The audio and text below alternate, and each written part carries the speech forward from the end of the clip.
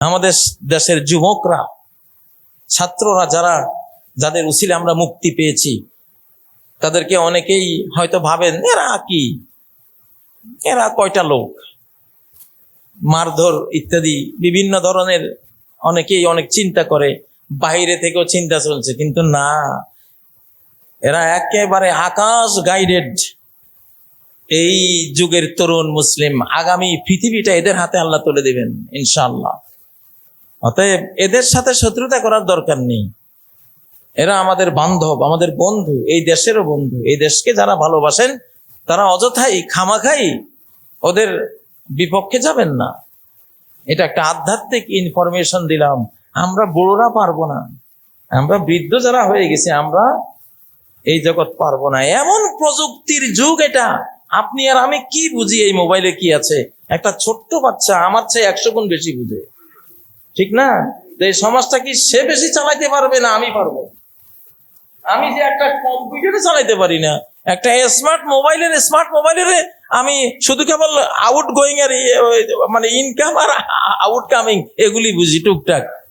আমার শিশুটা আমার চেয়ে 100 গুণ বেশি বুঝে। আল্লাহ তো এই সমাজটা তার হাতে তুলে দেবে, আমার হাতে না। আমি যতই নিজেকে মনে করি আমার অনেক কিছু না। অতএব এই যুগের তরুণদেরকে আমরা স্বাগত জানাই, তোমরা ইনশাআল্লাহ ইসলামের দিকে আসো। আর আপনাদেরকেও বলি, আমরাও তরুণদের সাথে থাকবো ইনশাআল্লাহ। কোন তরুণ? সেই হযরত আলীর মতো তরুণরা, ইবনে মাসউদের মতো তরুণরা, হাসান হোসাইনের মতো তরুণরা। ইনশাআল্লাহ আমাদের সৌভাগ্য যে আমরা সেই শতাব্দীটা পেয়েছি ইনশাআল্লাহ। এই ধরনের তরুণরা এখন তৈরি হবে ইনশাআল্লাহ। অতএব বাংলাদেশের জনগণ, বাংলাদেশের সেনাবাহিনী, সরকার, আমরা সবাই যা চাই, এই দেশের ভালো চাই, এই দেশের স্বাধীনতা চাই, অখণ্ডতা চাই। যারা এটা চায় তারা কি হয় হোক, আমার দলের হোক বা না হোক, আমরা তাদেরকে ভালোবাসা দেব। এতেই আমাদেরও মুক্তি, তাদেরও মুক্তি, আমাদেরও শান্তি, তাদেরও শান্তি। আল্লাহ তাআলা গোটা জাতিকে ঐক্যবদ্ধ রাখেন, কোনো ভাগ বাটোয়ারা যাতে এই জাতির মধ্যে না হয়। দেশের এই ক্রান্তিকালে, সংকটকালে জাতীয় ঐক্য, ওলামা, জনতা, সরকার, সেনাবাহিনী, সর্বস্তরের বাংলাদেশ প্রেমিক, বাংলাদেশের ইসলাম প্রেমিক, ইসলাম ধর্ম প্রেমিক, বাংলা ভাষা প্রেমিকদের এক সীসা ডানা প্রাচীরের মতো সুদৃঢ় ঐক্য এখন সময়ের দাবি। বিভাজনের কোনো সুযোগ নাই। আল্লাহ তাআলা তৌফিক দিন। আজকে আমার খুতবার বিষয়বস্তু ঈমানের শাখা প্রশাখা সমূহ এর উত্থান এবং বর্তমান শতাব্দীতে ইসলামের বিজয়ের মর্মকথা। ইসলাম এটি কোনো ভাষা ধর্মের নাম নয়, এটি বাহ্যিক এবং আভ্যন্তরীণ এবং গভীর এক সর্ববিস্তৃত, জীবনের প্রতিটি শাখা প্রশাখায় বিস্তৃত একটি বাস্তব জীবন মরণ বিধানের নাম। জীবনও ইসলামের আলোকেই হতে হবে, মরণও এই ইসলামের আলোকেই হতে হবে। ফালা তামুতুন্না ইল্লা ওয়া আনতুম মুসলিমুন, মুসলিম না হয়ে মৃত্যুবরণ করো না। ইসলাম শুধু জীবন বিধান নয়, এটি জীবন মরণ বিধান। জীবনেরও বিধান, মরণেরও বিধান, দুনিয়ারও বিধান, পরকালেরও বিধান। তো এই ইসলাম এই শতাব্দীতে বিজয়ী হবে। এই বিজয়ী হওয়ার গভীর মর্ম কি? গভীর মর্ম হলো নবী সাল্লাল্লাহু আলাইহি ওয়াসাল্লাম আর তার সাহাবায়ে কেরাম যেই ধরনের মুসলিম ছিলেন, তাদের বাইরের জগৎটা যেরকম তারা নির্মাণ করেছিলেন, অন্তর জগৎটা যেই ভাব, বিশ্বাস, ভক্তি, শ্রদ্ধা, ঈমান, তাওয়াক্কুল, তাকওয়া, আল্লাহর ভয়, আল্লাহর কাছে আশা প্রত্যাশা, একত্ববাদ ইত্যাদি দিয়ে তাদের মনোজগৎ যেভাবে গড়েছিলেন, তারা তাদের পারিবারিক জীবন যেমন পবিত্র এবং শান্তিময় করে গড়েছিলেন, সমাজ জীবন যেভাবে তৈরি করেছিলেন, রাষ্ট্রীয় জীবন যেভাবে নির্মাণ করেছিলেন, সেই প্রকৃত সত্য, পরম সত্য জিনিসগুলো শেষবারের মতো আরেকবার বিজয়ী হবে, আরেকবার সেগুলো আসবে পৃথিবীতে। সেই নামাজ, সেই সালাত বিজয়ী হবে, যেই সালাতে দাঁড়ালে একজন মুসল্লি আর এই পৃথিবীর খবর থাকে না। পায়ে তীর বিঁধেছে, সেই তীর খুলতেই পারে না। সালাতে যখন দাঁড়ালেন হযরত আলী, সেই তীর কত কঠিন ভাবে টেনে খোলা হলো, মুসল্লি টেরই পেল না। সেই সালাত, যেই সালাতগুলো ছিল প্রকৃত আধ্যাত্মিক আনন্দের, বিনোদনের, এন্টারটেইনমেন্টের উপকরণ মুসলিম সমাজে। স্বয়ং নবী সাল্লাল্লাহু আলাইহি সাল্লাম বলতেন, আরাইনি বিসসালাতে বেলাল, বেলাল আমাকে সালাতের আয়োজন করিয়ে আমার আনন্দের ব্যবস্থা কর।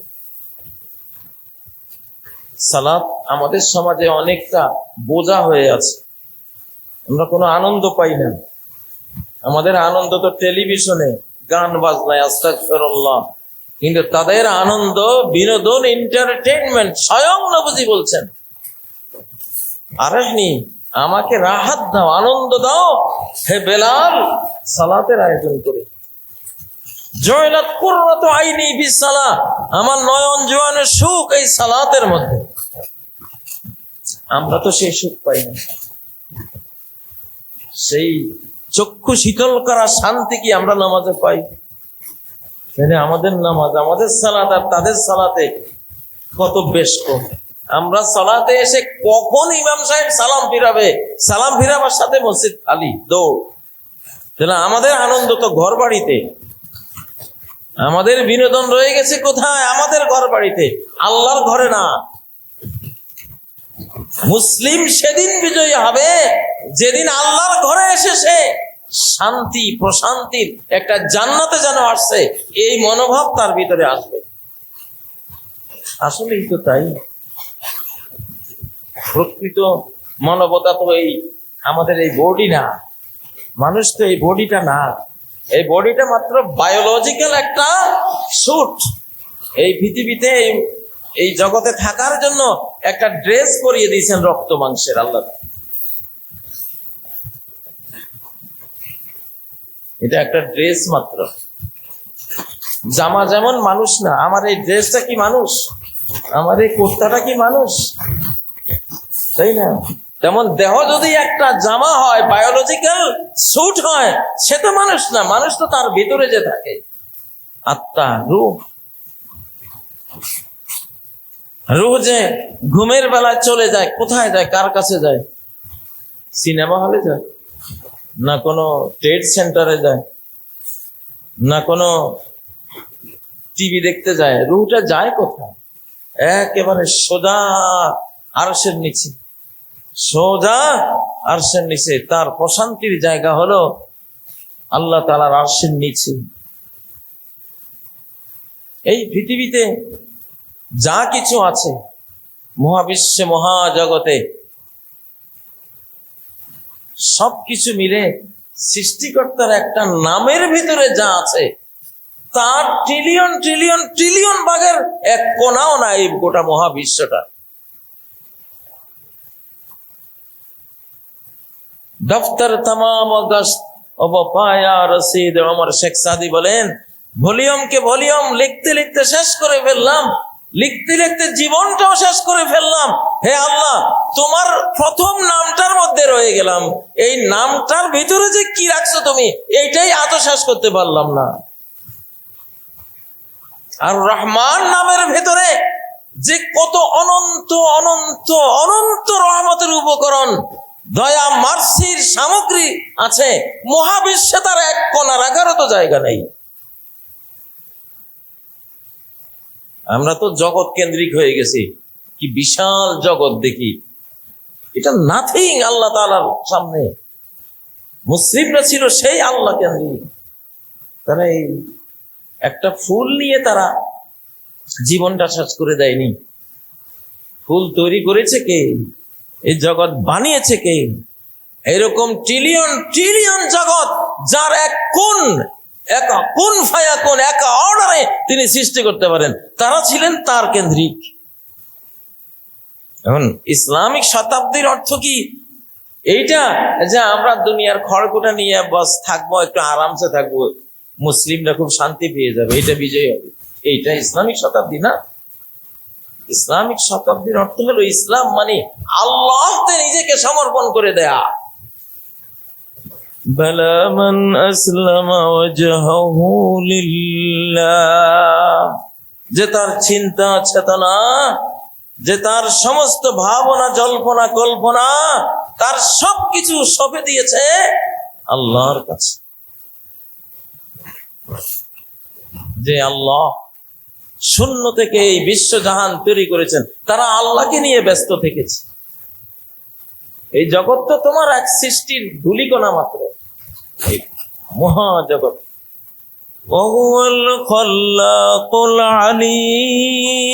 তিনি অনন্ত শক্তি দ্বারা এক সৃজনশীল স্রষ্টা। তার সৃষ্টির ক্ষমতার কোনো শেষ নাই, কোনো লিমিট নাই। তারে নিয়ে ব্যস্ত থাকার শতাব্দীকে বলা হয় ইসলামিক শতাব্দী। যদি ডান হাতে আমার সূর্য দেয়া হয়, বাম হাতে চন্দ্র দেয়া হয়, তবু আমি সেই আল্লাহর দিকে দাওয়াত দিয়েই যাব। মৃত্যু এটাই আমার সাধনা, হয় সফল হব না হয় মরে যাব, এই পথ থেকে সরব না। এটা হলো ইসলাম।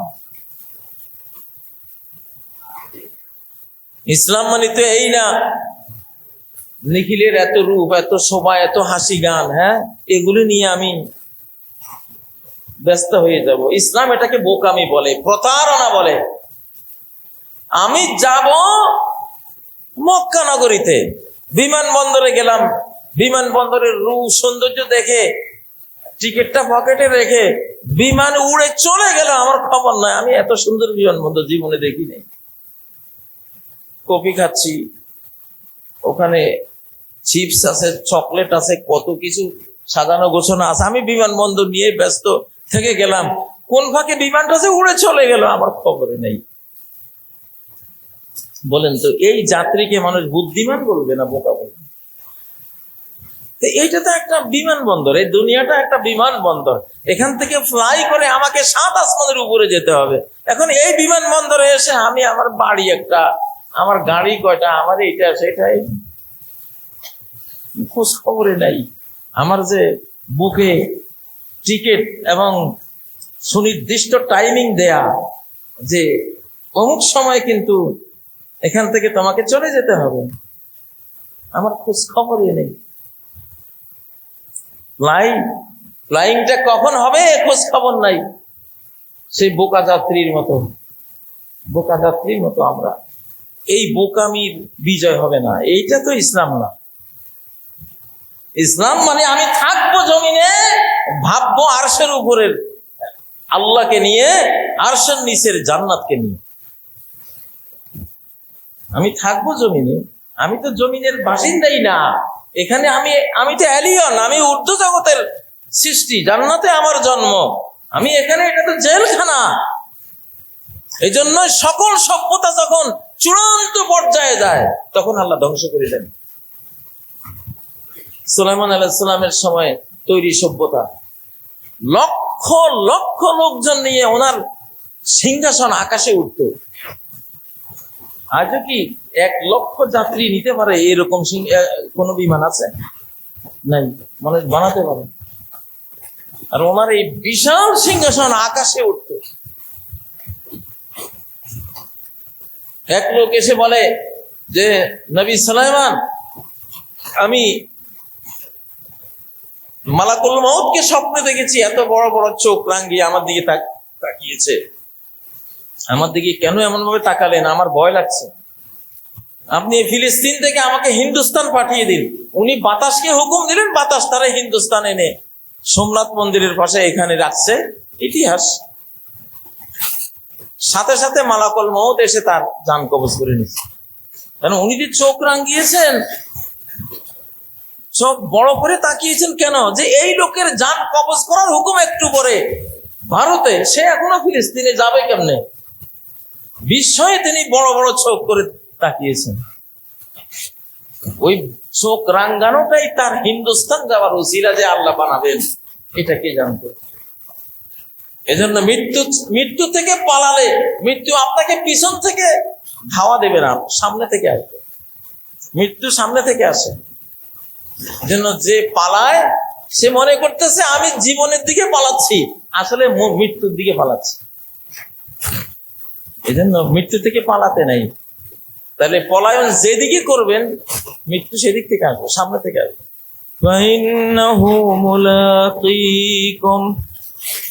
যদি মৃত্যু থেকে পালাও, মৃত্যু তোমার সাথে সামনে থেকে মোলাকাত করবে। তুমি মৃত্যুর দিকে যাচ্ছ। এই জন্য যুদ্ধের ময়দান থেকে পালাতে নাই।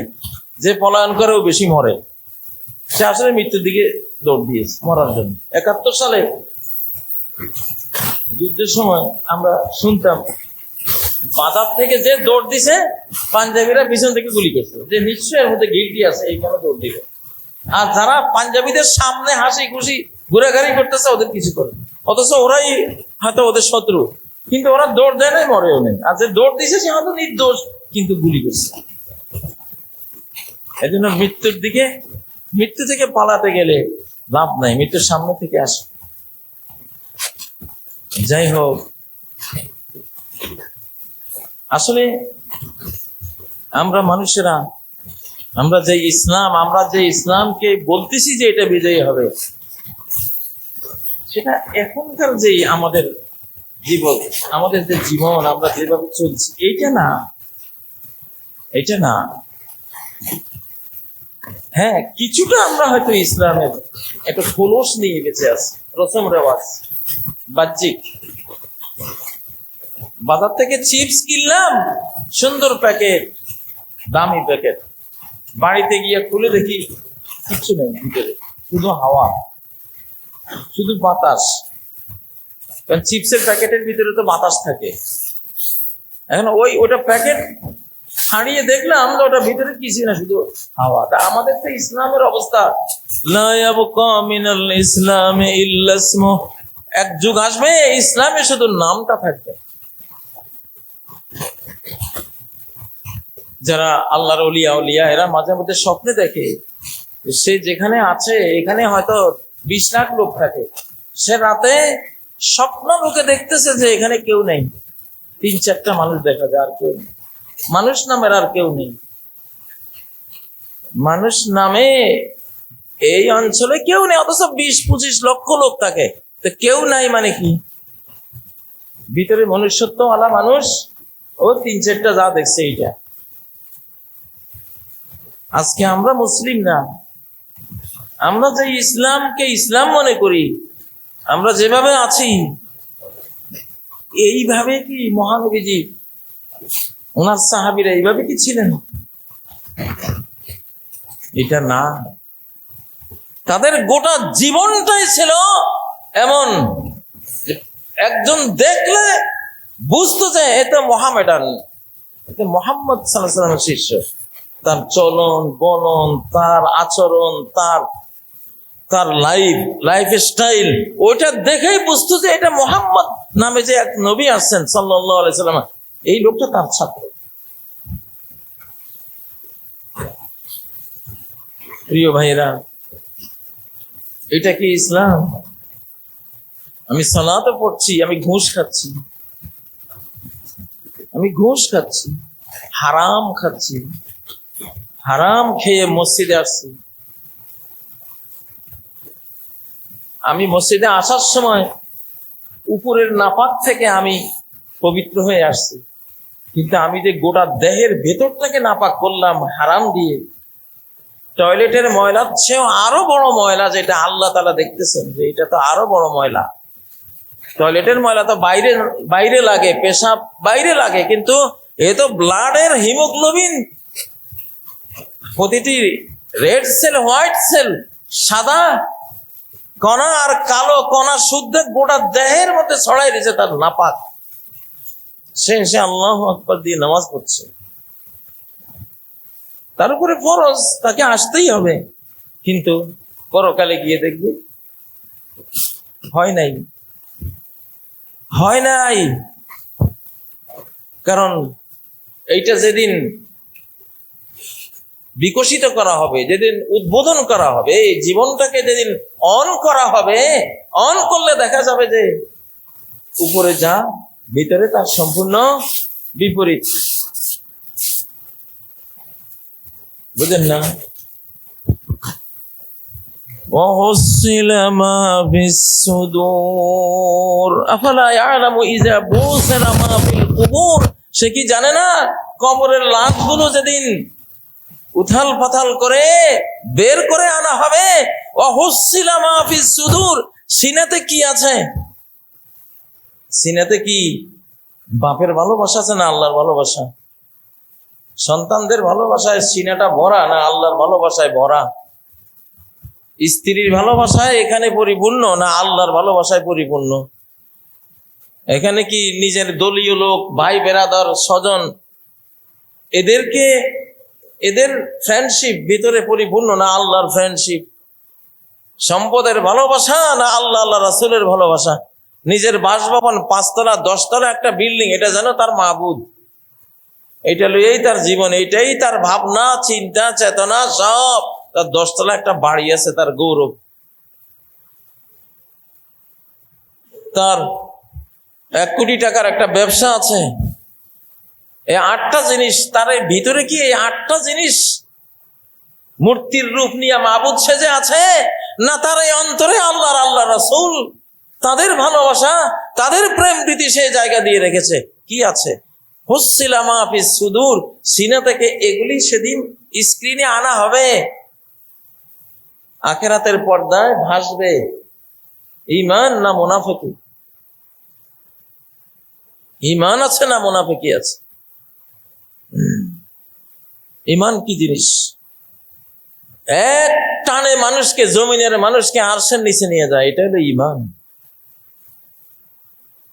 বিলালের মতো বুকে পাথর চাপা, মরুভূমির অগ্নি ঝরা, মরুভূমির তপ্ত ফুটন্ত, যেখানে মরুভূমির উপরে দুধ রাখলে দুধ উতলায়, সেই গরম বালির উপরে বেলালকে শুইয়ে দিয়ে উপরে পাথর চাপা দিছে, আর বেলাল আহাদ আহাদ বলে চিৎকার দিতেছে, এক আল্লাহ, এক আল্লাহ, তুমি ছাড়া আমার কেউ নেই, কিছু নেই, আর কারো প্রতি ভয়ও নাই, আশাও নাই। এটাকে বলে ঈমান। এক সাহাবী দাওয়াতি কাজ করতে গেলেন, আর মুশরিকরা, মূর্তি পূজারীরা, কাফেররা পিছন থেকে বল্লম মেরে, ফিট দিয়ে বল্লম মেরেছে, বুক দিয়ে বেরিয়ে গেছে, জীবন শেষ। ফুস্তু রব্বিল কাবা, কাবার রবের কসম আমি সাকসেসফুল। কোন সাকসেসফুল? এটা যে রব্বুল আলামিনের জন্য ওনার দেয়া জীবনটা দিয়ে দিলাম, সাকসেসফুল। উনি এটাকে নিয়ে জান্নাতে রাখবেন ইনশাআল্লাহ। এইটাই তো আমার চাওয়া পাওয়া।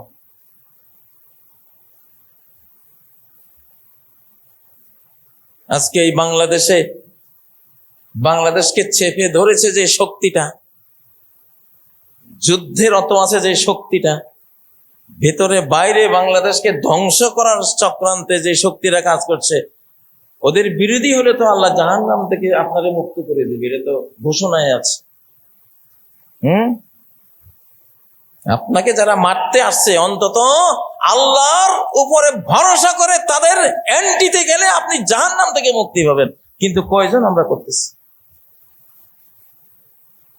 ইসাবাতান মিন উম্মতি আহরাজাহুম আল্লাহু মিনান নার, আমার উম্মতের 2 দলকে আল্লাহ জাহান্নাম থেকে মুক্তি দিয়ে দিয়েছেন। একদল যারা হিন্দুস্তানের বিরুদ্ধে জালিম, হিন্দুস্তান সরকার যে মুসলমানদেরকে কচুকাটা করতেছে, আমাদেরকে কচুকাটা করার জন্য ষড়যন্ত্র করতেছে, তাদেরকে প্রতিরোধ, অন্তত প্রতিরোধ যুদ্ধ করবে, প্রয়োজনে অফেন্সিভ হবে, তাদের জন্য আমার জাহান্নাম মাপ। কে বললেন? নবীজি বলেছেন, সহিহ বর্ণনা। সেই 1450 বছর আগের আবু হুরায়রা বলেন, যদি ওইটা আমি পেয়ে যাই, উনফিক ফিহা নাফসি ওয়া মালি, আমার জান মাল সব ব্যয় করে দেব। যদি শহীদ হয়ে যাই তাহলে তো আমি শহীদ আবু হুরায়রা, আর যদি বেঁচে থাকি জাহান্নাম থেকে মুক্ত আবু হুরায়রা। আল্লাহু আকবার। আমাদের মধ্যে আশা আছে? কাদের কাদের আছে? আল্লাহুম্মা আমিন।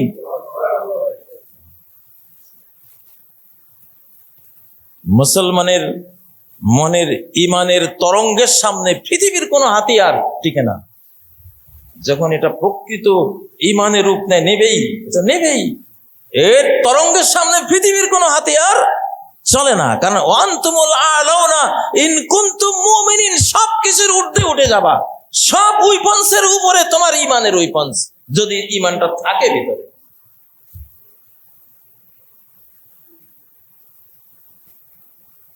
আল্লাহু আকবার।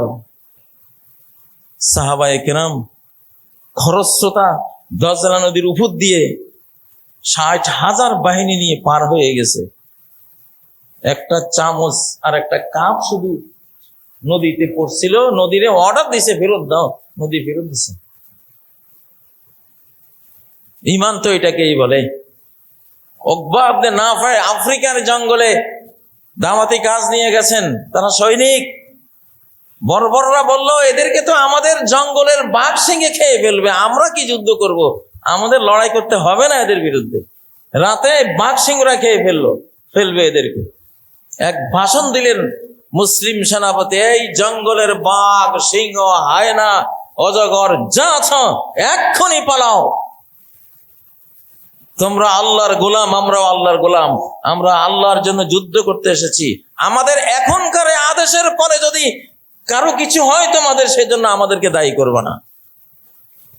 সাথে সাথে সব সাপ, বিচ্ছু, সিংহ, বাঘ, ভাল্লুক, বন বাদার উজাড় করে সব পালিয়ে গেছে। ইতিহাস, সত্য ইতিহাস। এই ইমানটা বিজয়ী হবে ইনশাআল্লাহ। সেই ইমান আবার আসতেছে মুসলিম সমাজে, আবার সেই ইসলাম, সেই ইমান আবার আসতেছে।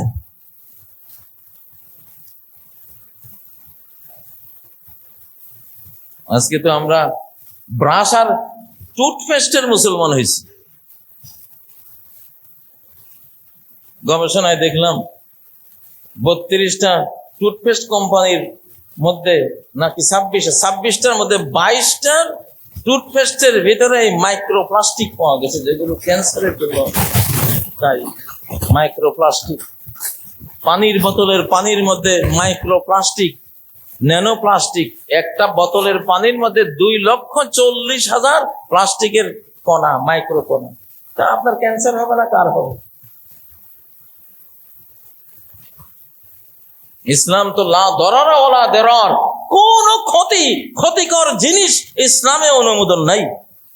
সেটা কি হয়? পুরুষদের জন্য স্বর্ণের অনুমোদন কেন দেন নাই? স্বর্ণ ব্যবহারের অনুমোদন পুরুষের জন্য কেন দেওয়া হয় নাই? স্বর্ণের কণাগুলি, অ্যাটমগুলো ঘষতে ঘষতে চামড়া দিয়ে ভিতরে ঢুকে মানুষের দেহের শক্তির ভারসাম্য নষ্ট করে দেয়। ধীরে ধীরে নারীদের মিন্সের মাধ্যমে ওই স্বর্ণের কণাগুলো বের হয়ে যাওয়ার সুযোগ আছে বলে নারীরা ব্যবহার করবে, ক্ষতি নেই। পুরুষের তো এই সিস্টেম নেই। পুরুষেরটা জমা থেকে যাবে, সে ধ্বংস হয়ে যাবে। সাহাবীরা কেউ কি কোন, যেই সাহাবীদের রোমান সাম্রাজ্য, পারস্য সাম্রাজ্যের সমস্ত স্বর্ণ রূপা যাদের ঘরের মধ্যে আশ্রয় ফেলে দিয়েছেন আল্লাহ তাআলা, তারা কি স্বর্ণের চেইন ইউজ করেছেন? কেউ আংটি করেননি। মুসলিম হলো এই পৃথিবীর সবচেয়ে অভিজাত একটি মানুষের নাম, এই পৃথিবীর সবচেয়ে পাওয়ারফুল মনোজাগতিক শক্তির একটা মানুষের নাম মুসলিম। সারা পৃথিবী তাকে দিতে চাইলেও ইসলামের এক রত্তি সে বিসর্জন দিতে রাজি হবে না। সুলতান আব্দুল হামিদ এরকম এক মুসলিম ছিলেন, তুরস্কের সুলতান আব্দুল হামিদ, যাকে বলা হয়েছিল তিনি এক টুকরো জমি দেন। কারা বলেছিল? রথশাইল্ড, ইহুদিরা। আপনাকে 125 মিলিয়ন পাউন্ড দেওয়া হবে, স্বর্ণ মুদ্রা দেওয়া হবে ওই যুগের। উনি বললেন, আমার বাপ দাদারা যারা 3.5 মহাদেশ জুড়ে ইসলামী হুকুমত চালিয়েছে, তারা মুসলিমদের পিঠের পিছন থেকে কখনো ছুরি মারেনি, আমিও মারবো না। এই মুসলিম মানচিত্রে আমি ছুরি মারবো না।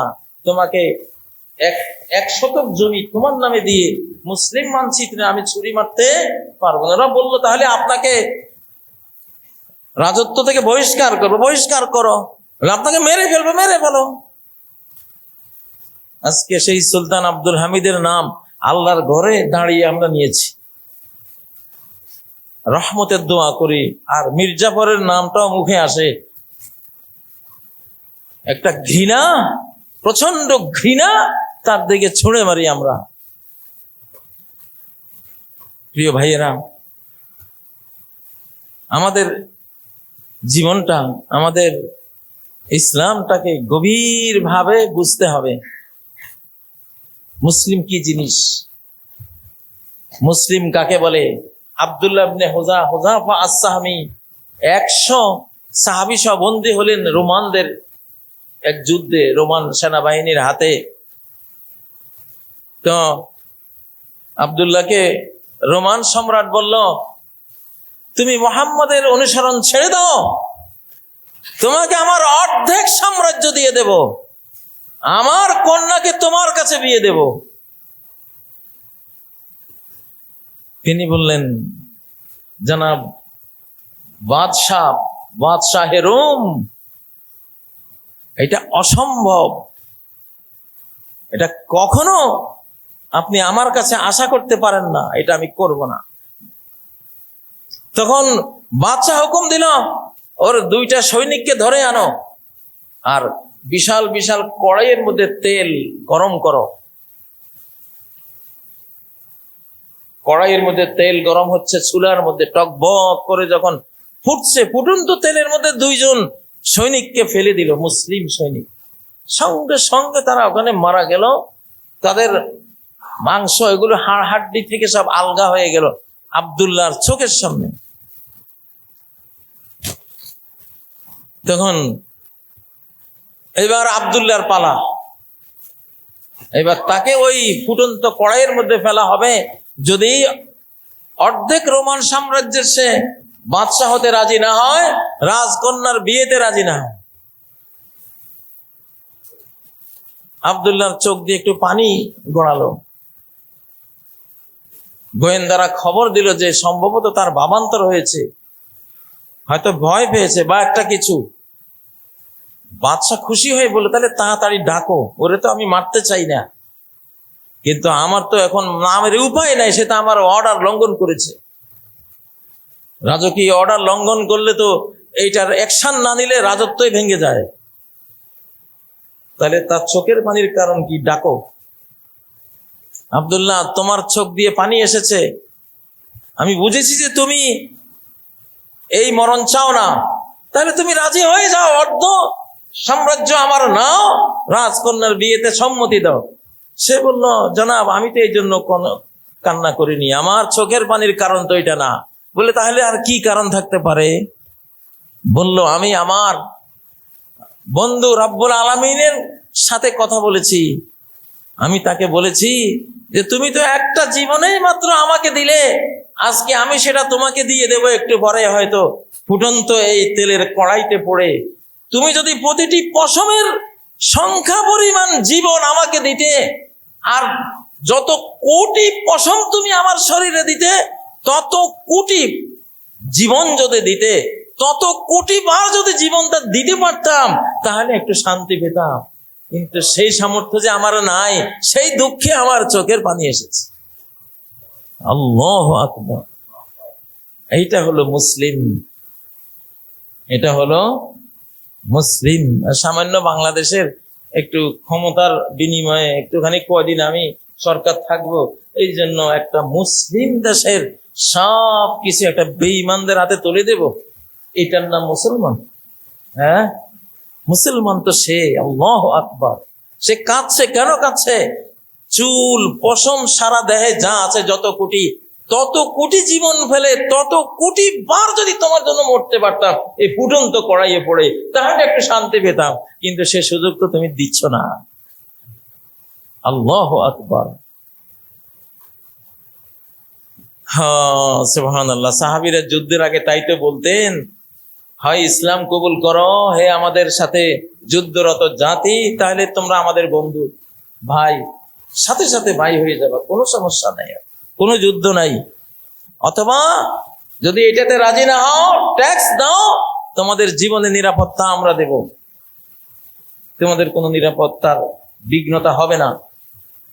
যদি সেটাও না মানো, আগামীকাল ভোরে এমন এক জাতির সাথে লড়তে হবে, মদ যত প্রিয় তোমাদের কাছে, তাদের কাছে মৃত্যু তার চেয়ে বহু গুণ বেশি প্রিয়। মনে রেখো, মৃত্যুর নেশাগ্রস্ত সৈনিক আমরা এখানে মৃত্যুর নেশায় তোমাদের সাথে লড়াই করব, আর তোমরা তো বাঁচার জন্য লড়াই করবে। চিন্তা করে দেখো, একটা লোক যখন মরার জন্য এগিয়ে যায়, 200-400 মানুষ তার সামনে কিছু না। আচ্ছা, মরার নেশাটা কেন পেয়েছে? কারণ সে জানে এই মরার ভেতরে অনন্ত অনন্ত এক জীবন লুকিয়ে আছে। এই মরণ তো মরণ না, এই মরণ তো হলো জীবন, এই মরণ তো হলো চিরজীবন সুখের এক জীবন লাভের ক্ষণিকের একটা টিকিট। আল্লাহু আকবার। মরণকে যারা চিরস্থায়ী জীবনের টিকিট রূপে বুঝে নিয়েছে, মরণ কি তাদের কাছে ভয়ের জিনিস না চূড়ান্ত আগ্রহের জিনিস? অবশ্যই মরণটা একদিন হবে রে ভাই, নাকি? পদ্মার কুলে আমার জমিদার বাড়ি, আমি দেখলাম যে জমিদার বাড়ির একেবারে সেই সীমান্ত থেকে ফাটল ধরে গেছে, বাড়িটা বিল্ডিং সহ নদী গর্ভে বিলীন হয়ে যাবে। সন্দেহ আছে? বিলীন হয়ে যাচ্ছে, হাজার হাজার ঘর বাড়ি ভেঙে চলে যাচ্ছে, এটাও চলে যাবে। এই সময় কেউ যদি বলে, বাবু তোমার বাড়িটা বিক্রি করো, 100 কোটি টাকা দেবে, তুমি কি, আপনি জমিদার কি বলবে? ভাই তাহলে আসো এক্ষুনি, ভাই আমার আর কোনো চিন্তা ভাবনা লাগবে না, চেকটা দাও 100 কোটি। তা তো দেখতেছে যে ফেটে গেছে, এটা তো যাইবেই। এই সময় যদি 100 কোটি 1 টাকা দিল তো লাভ, না কি বলেন? তো জীবন যেটা অলরেডি, এটা তো যাইতেইছে। শিশু ছিলাম, কিশোর হলাম, কিশোর ছিলাম, যুবক হলাম, যুবক ছিলাম, প্রৌঢ় হলাম, প্রৌঢ় ছিলাম, বৃদ্ধ হলাম, সব সাদা হয়ে গেল, তাই না? কত শক্তি ছিল, কত দুর্বল হয়ে গেলাম, ধীরে ধীরে ধীরে তো কবরের দিকে নিয়ে যাচ্ছে। তো এটা তো দেখতে পাচ্ছি চোখে যে শেষের পর্যায়ে। এই সময় যদি কেউ বলে দাও জীবনটা অনন্তকালের এক সুখের জান্নাতি জীবন, সোনার উপর বিল্ডিং এ, দুধের নদী, মদের নদী, হ্যাঁ সারাবন তহুরার নদী, তারপর মধুর নদী, মিষ্টি পানির নদী বইয়ে দেব তোমার মণিমুক্তার জান্নাতে, নিবা? তাহলে চুক্তি করো। মরণ যেহেতু হবেই, তো সেই মরণটা যদি জান্নাত কেনার বিনিময়ে দিতে পারি, এর চেয়ে বড় সফলতা আর আছে? কি বলেন? একটু আগে যে বলেছিলাম, পৃথিবীর কোন সভ্যতাই যখন সর্বোচ্চ সৌন্দর্য মণ্ডিত হয়, তখন আল্লাহ ভেঙে দেন। কেন ভেঙে দেন জানেন? যখন আমরা জেলখানায় ছিলাম, জেলখানায় খুব রসিক করে একবারে উন্নত মানের পোশাক আশাক এগুলি পরার নিয়ম নেই। এটা তো জেল মিয়া, তুমি কয় দিয়ে এত এত ফুটানি কিসের? এখানে একটা মশারি ওখানে অ্যালাউড না, কোটি কোটি মশার কামড়। আমার এক বন্ধু ছিল, আরে সারা শরীর মশার কামড়ে ফুলে। তুমি এখানে জেলখানে আসছো, এখানে মশারি দিয়ে তোমার আরামের ব্যবস্থা করা যাবে না। এটা জেলখানা। জেলখানার মধ্যে কি সোনা রূপা মণিমুক্তা নিয়ে আপনারা থাকতে দিবে? হ্যাঁ, আমাদের স্লোগান ছিল জেলখানায়, থালা বাটি কম্বল জেলখানার সম্বল। থালা একখান, বাটি একখান আর কম্বল একখান, থালা বাটি কম্বল জেলখানার সম্বল। একটা মশার ব্যাট একজনে দিয়েছিল আমাকে, ওইটা নিয়ে কত তুলকালাম। জেলখানার এক পুলিশ ওটা ব্যবহার করতেই দেবে না, দিবেই না, আমাদের সাথে ঝগড়া ঝাঁটি অনেক কিছু। কিন্তু আমরা যে আল্লাহর বাহিনী এটা তো সে জানে না। সে দেখছে তার হাতে শক্তি, সে পুলিশ, সে রাষ্ট্রের একটা শক্তিশালী বাহিনী। আমরাও যে রব্বুল আলমিনের বাহিনী এটা তার জানা ছিল না। সে ব্যাট নিয়ে ঝগড়াঝাটি করে বেয়াদবি করে অ্যাপাচি মোটরসাইকেল নিয়ে রাস্তার নামছে। কিন্তু আল্লাহর বন্ধুদের বিরুদ্ধে গেলে যে তখন রাস্তার ট্রাক বাসও তার শত্রু হয়ে যায়, সেদিন সে টের পাইছে। একটা হিনুপোষ এসে তার অ্যাপাচি মোটরসাইকেলকে এমন ভাবে মার দিয়েছে, 12 হাত দূরে গিয়ে পড়ছে সে, আর চাকার নিচে অ্যাপাচি মোটরসাইকেল রাস্তার সাথে মিশে গেছে। সাথে সাথে সে বুঝছে ওই যে বেয়াদবি করে আসছে। আমি দেখলাম সে হন্তদন্ত হয়ে আসে, হুজুর হুজুর বেয়াদবি মাফ করে দেন। ভাই কি হয়েছে আপনার? বলেন না, আল্লাহ বাঁচাইছে, হয়তো হয়তো কোনো কোনো কোনো এক কণা ভালো ছিল বলে বেঁচে গেছি, নাহলে বাঁচার কোনো উপায় ছিল না। এই ঘটনা। তো যাই হোক, বলতেছিলাম এটা অন্য একটা সাইড। এই জন্য মুসলিমদের সাথে বেয়াদবি করলে এর ফলটা বড় ভয়ঙ্কর হয়। তো ওই ওই ওই পুলিশ সদস্য তখন থেকে সবসময় আমাদেরকে ফেভার করত, খেদমত করার চেষ্টা করত। তো জেলখানায় কেন আপনাকে খুব শান শকত করতে দেয় না? কারণ এটা জেলের যেই শাস্তির বা দণ্ডের যেই সিস্টেমটা, এই সিস্টেমটাই হলো তুমি কষ্ট করবে এখানে। এখানে এত আরামে তো তোমার, এটা তো শ্বশুর বাড়ি না নাকি? তো এই দুনিয়া কি জেলখানা না বালাখানা আমাদের? এটা তো জেলখানা। আপনার এত সভ্যতা, এত একেবারে আপনি আকাশচুম্বী প্রাসাদ আপনি করবেন, আর এখানে আপনি ন্যানো প্রযুক্তি, আপনি এক একটার থেকে এক একটা প্রযুক্তি আনবেন, আপনি একবারে গোটা পৃথিবীকে কোয়ান্টাম ফিজিক্স দিয়ে একেবারে দুনিয়াতে স্বর্গের মতো বানিয়ে ফেলবেন, আর আল্লাহ নীরব থাকবেন না? যেতে পারবেন যখনই আল্লাহ দেখবেন যে হ্যাঁ এটা জেলখানার যে কোড, জেল কোডের বাইরে চলে গেছে। বহু সভ্যতা সাগরের নিচে, সেই সভ্যতার আবিষ্কার গুলো পাওয়া যায় সাগরতলায়, প্রাসাদ গুলো পাওয়া যায়, সুরম্য অট্টালিকা গুলো পাওয়া যায়, আবিষ্কার গুলো পাওয়া যায়। ওই যে জেল কোড, এ দুনিয়া জেল কোডের বাইরে গেছে, ধ্বংস করে দিচ্ছেন আল্লাহ। আমাদের এই যে 2026-এ এখন যে সভ্যতা আছে, অনেক রং সংজ্ঞা, অনেক চাকচক্য জাকজমক আছে না, অলরেডি জেল কোডের বাইরে চলে গেছে প্রায়। দেখবেন ইনশাআল্লাহ বিদায় হয়ে যাবে, বিদায় হয়ে আসবে ঘোড়ার যুগ, গাধার যুগ, খচ্চরের যুগ, তীর তরবারির যুদ্ধ, তাই না? তারপরে আগের মতো গরু গাড়ি, ঠেলা গাড়ি এগুলি আসতেছে, থাকবে না। মুসলিমরা এটাকে জেলখানা মনে করে, অতএব মুসলিমরা যে এই জগৎটাকে জেলখানা মনে করে, এটা জেলখানার মতোই থাকবে, কাছাকাছি, জেল কোডের কাছাকাছি থাকবে। অতিরিক্ত হলে আল্লাহ মেরে দেবেন।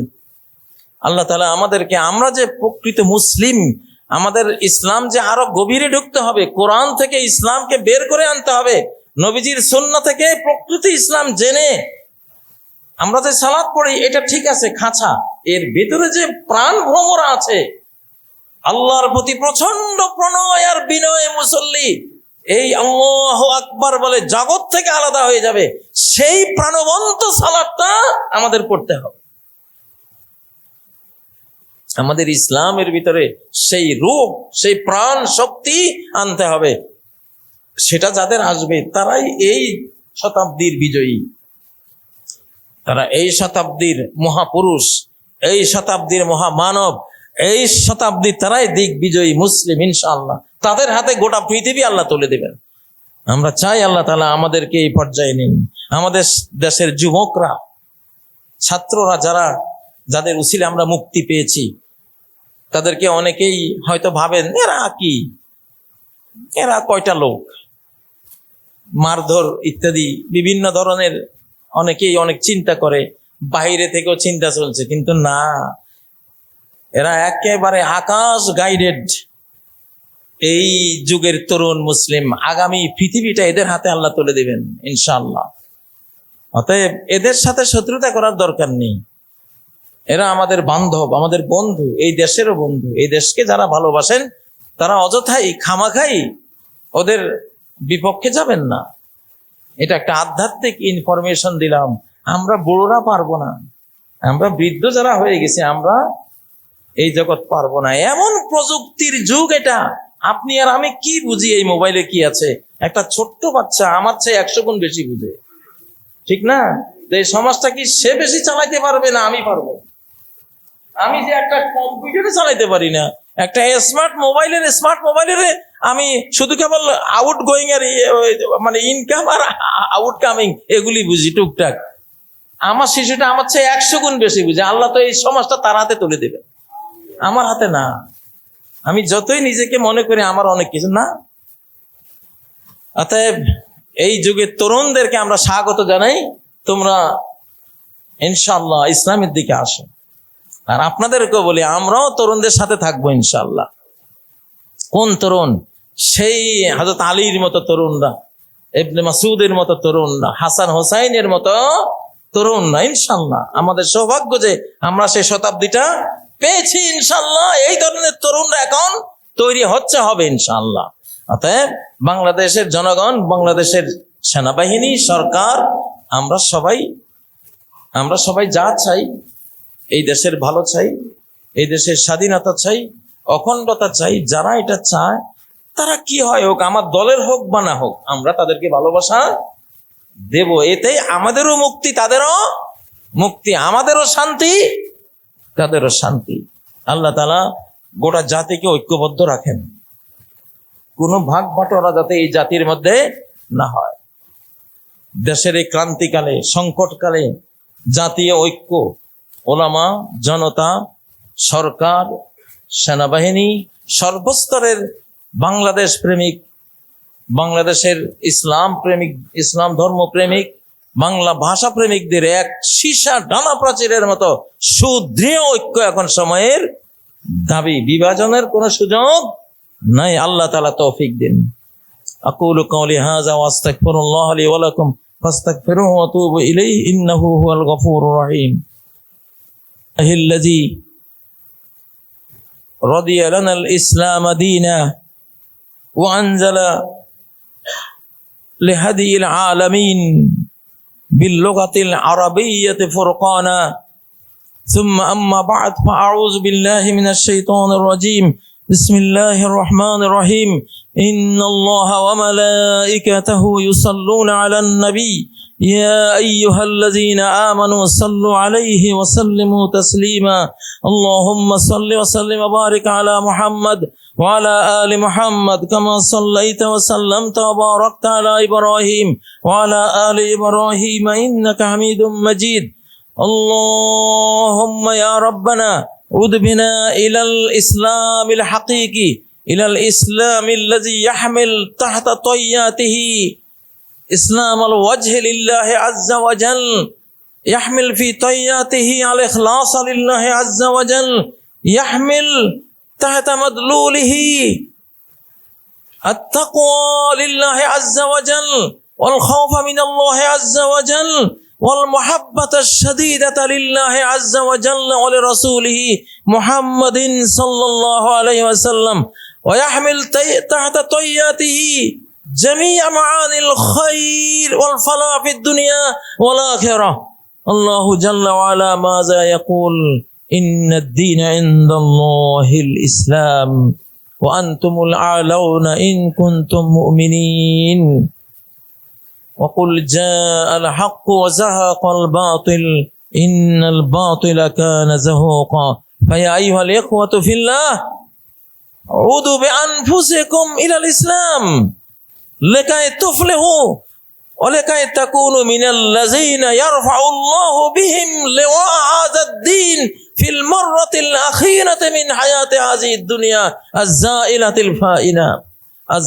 الفانية أيها الإخوة في الله إن هذه الحياة الدنيا ساعة فقط كما يقول عز من قائل في كتابه كأنهم يوم يرون ما يوعدون لم يلبثوا إلا ساعة من نهار إلا ساعة من نهار الله أكبر إلا عشية أو ضحاها فهذه الحياة القليلة تافهة جدا أمام الحياة الآخرة التي يقول الله عز وجل في شانها وإن الدار الآخرة لهي الحيوان لو كانوا يعلمون اللهم ارحمنا وارحم بلادنا بنغلاديش اللهم شتت شمل الأعداء ومزق جمعهم وخارق بين كلمتهم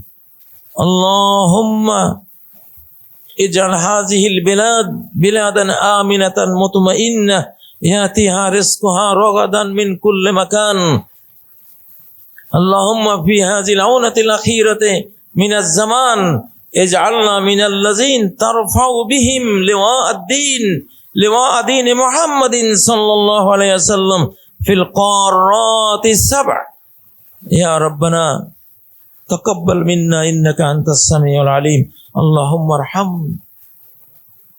والدينا رب ارحمهما كما ربياني صغيرا رب ارحمهما كما ربياني صغيرا رب ارحمهما كما ربياني صغيرا اللهم ارحم جميع المسلمين في بلدانهم واجعل كل بلدان المسلمين بلدانا آمنة مطمئنة تسلم وجهها لله عز وجل وتؤمن بالله عز وجل وتتخذ تقوى الله زادا عدة لهذه الحياة والحياة الأخرى أعوذ بالله من الشيطان الرجيم بسم الله الرحمن الرحيم إن الله يأمر بالعدل والإحسان وإيتاء ذي القربى وينهى عن الفحشاء والمنكر والبغي يعظكم لعلكم